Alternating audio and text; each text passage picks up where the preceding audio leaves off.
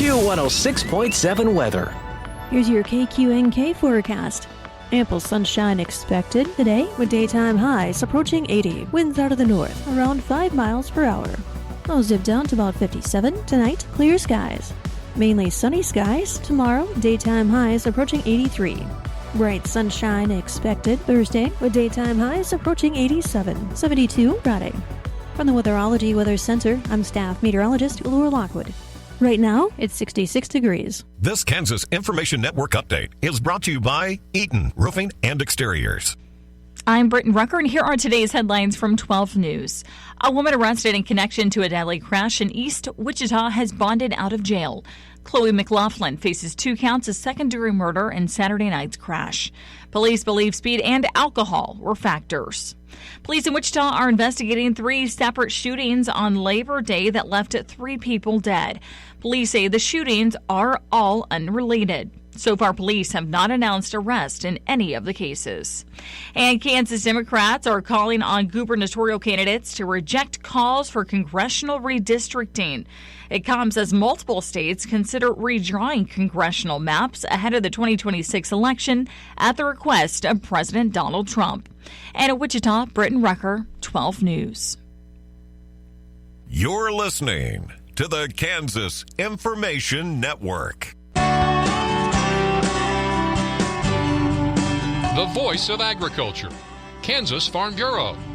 Farmers and ranchers continue facing economic challenges. Farm Bureau economist Bernd Nelson says there's been an economic squeeze going on for several years. Look at USDA's recent price indexes for crop producers. The index for prices paid for supplies, repairs, inputs, things like that, has been higher than the index for prices received for our crops grown over the last 5 years. Nelson says the Federal Reserve's Board of Governors will decide soon to either lower interest rates or leave them where they are. This would keep inflation from increasing again, but it would also continue to dig deeper into our farmers' pockets. If there's a rate decrease, it would slow the interest-to-income ratio, but could risk inflation flaring up again. Learn more on the Market Intel page at fb.org and listen again here for more from the Voice of Agriculture, Kansas Farm Bureau.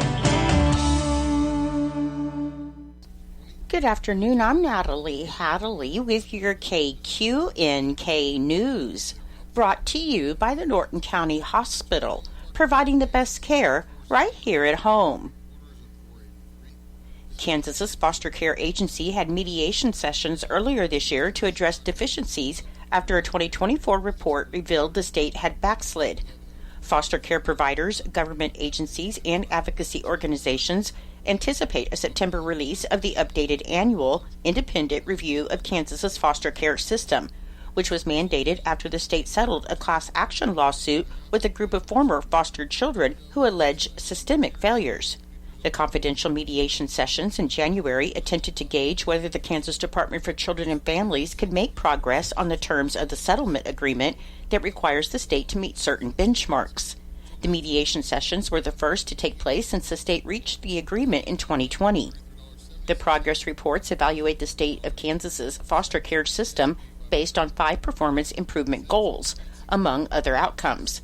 And those goals include ending the practice of children sleeping in non-licensed facilities like offices and hotels, ceasing night-to-night and short-term placements, ensuring children aren't overcrowded in their placements, preventing housing-related delays in mental health services, and providing child-focused crisis services across the state.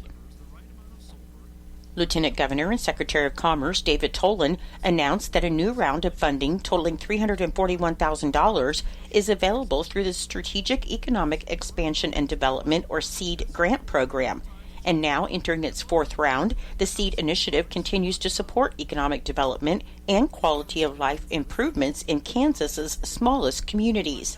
Administered by the Kansas Department of Commerce, SEED grants are available to communities in 78 eligible counties with populations of 5,000 or fewer, and grants of up to $25,000 will be awarded in categories that include child care and senior programming, community vibrancy, food retail, and libraries.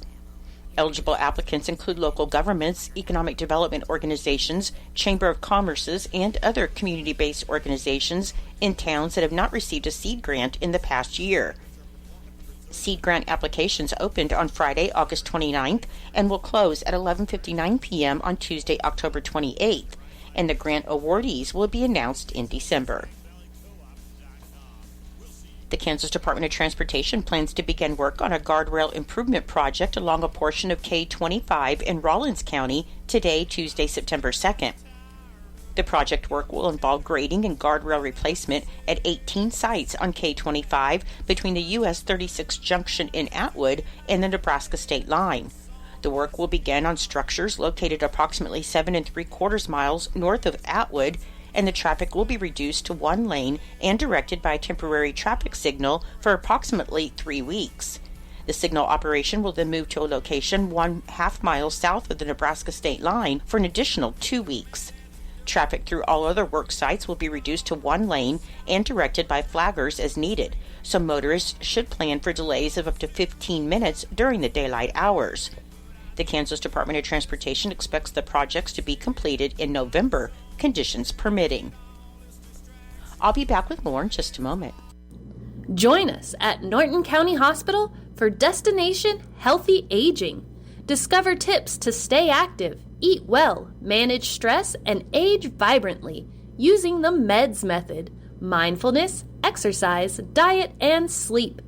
September 24th, 5:30 p.m. in the NCH conference room. RSVP on our Facebook page.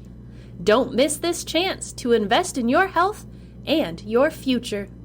Labor Day marked opening day for the 2025 dove hunting season in the state of Kansas. This year's season will run from now until November 29th, with the designated shooting hours between 30 minutes before sunrise until sunset. There is a daily bag limit of 15 doves for mourning and white-winged and in single species or in combination, while there's no limit on exotic doves such as Eurasian collared and ringed turtle. There is a possession limit of 3 times the daily bag limit. Resident hunters between the age of 16 and 74 must have a valid Kansas hunting license and a Kansas HIP permit, unless exempt, and non-resident hunters, regardless of their age, must have a valid Kansas non-resident hunting license and a HIP permit. Shotguns must be 10 gauge or smaller and incapable of holding more than 3 shells. Toxic shot is prohibited in designated non-toxic shot only areas, and migratory doves may be only taken in flight. Anyone who spots illegal activity is asked to contact a local game warden or Operation Game Thief at 1-877-426-3843. For a complete summary of state hunting regulations, you can visit ksoutdoors.gov. The Kansas Department of Wildlife and Parks will host 5 public meetings this fall to share information on proposed state park fee changes and hear directly from Kansans. This town hall style meeting will provide the public with an opportunity to learn more about the proposed changes, ask questions, and provide feedback. The fees remain unchanged at this time, and any adjustments will require a vote of approval by the Kansas Wildlife and Parks Commission before they are implemented. A meeting will be held tomorrow, November 3rd at 7 p.m. at the Fort Hays State University Memorial Union 208 Black and Gold Room on the 2nd floor, 700 College Drive in Hays. Proposed fee changes are to be discussed for camping permits and vehicle permits. Connor O'Flanagan, the Kansas Department of Wildlife and Parks State Parks Director, said utility and operational costs for Kansas state parks have risen nearly 45% since 2016. So these proposed changes are necessary to ensure our parks remain safe, well-maintained, and accessible to all Kansans, both now and for future generations. For more information about Kansas state parks, you can visit ksoutdoors.gov/state-parks. The City of Norton has announced important information regarding the city's upcoming hearings. The Norton City Council invites and welcomes everyone to attend the Revenue Neutral Rate, or RNR, hearing and budget hearing during the September 3rd Council meeting. At 5:30 p.m. on September 3rd, the City Council meeting will begin. At 5:45 p.m., the RNR hearing will begin, and at 5:55 p.m., the budget hearing will begin. The council meeting and hearings will be held in the fire station at City Hall, 301 East Washington in Norton, and the public is asked to please use the walk-in door on the west side of City Hall next to the garage doors. If you don't want to miss your opportunity to be heard, you need to contact the City Clerk, Alex McKenna, at 785-877-5000 to be put on the list to speak during the R&R and/or budget hearings.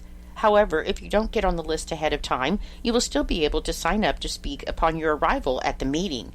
If you would like a full copy of the proposed 2026 budget, you can call or stop by the city office, and copies will also be available at the hearings.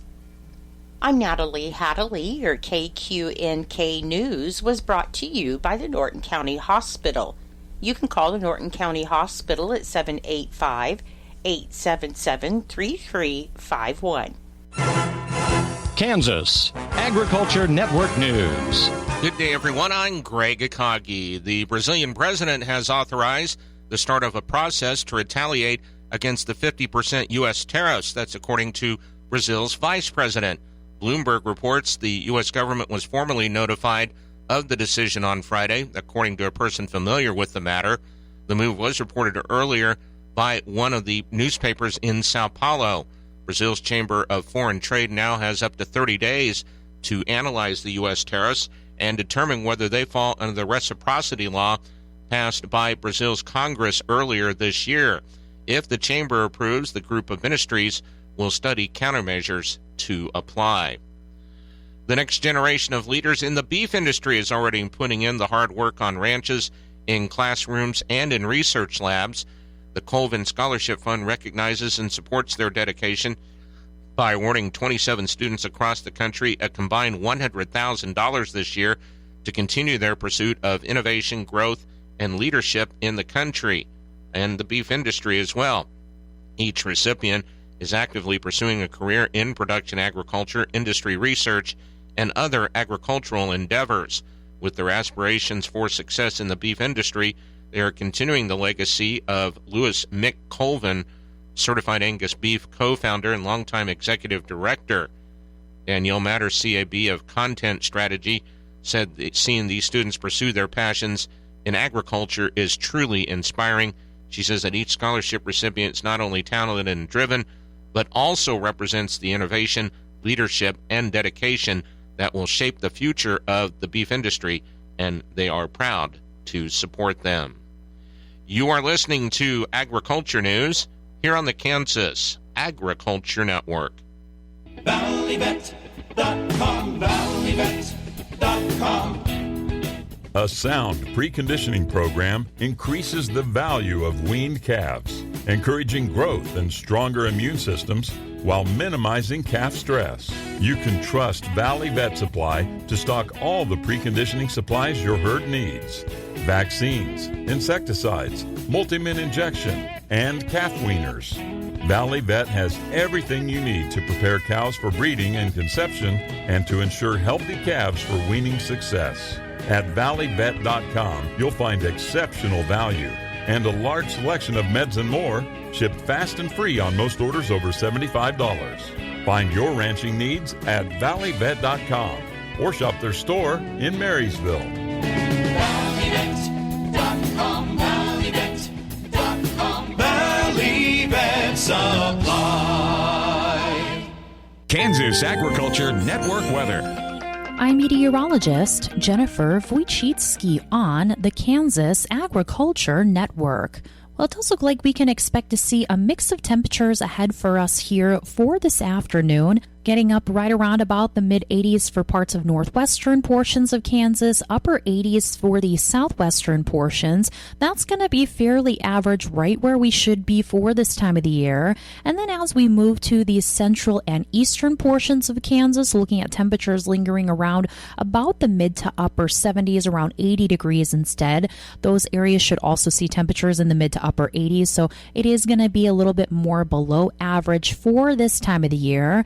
It looks like we are on the colder side of a stationary front that is to the south of us. but there is a warm front that is starting to push through from the northwest, and with that giving some warmer temperatures overall for the extreme western portions of Kansas. Expecting a warm up overall here for tomorrow. For the rest of the day today, it does look like we can expect to see some sunshine here throughout the afternoon hours, and then for tonight, partly cloudy skies expected. As we get to Wednesday, though, we are expecting to see a little bit more cloud cover for the northeastern portions of the state for the earlier morning hours, then less so as we get to the afternoon. And then once we get to the afternoon for the southeastern portions, a little bit of that mixture of clouds and sunshine developing. And it does look like a chance for some showers, potentially maybe some thunderstorms again for the morning hours for the eastern half of the state, and then clearing out as we get to the afternoon. Highs Wednesday, as I mentioned, a little bit warmer as that warm front pushes through. Mid to lower 90s expected for the southwestern and south central portions of the state. 80s expected for nearly everyone else. The extreme northeastern parts of Kansas expected to linger in the upper 70s for tomorrow. This is the Kansas Ag Network. I don't want to have to tell you to buckle up, even when driving on rural roads. I don't want to have to tell you to watch your speed, just because you think you're the only one out here.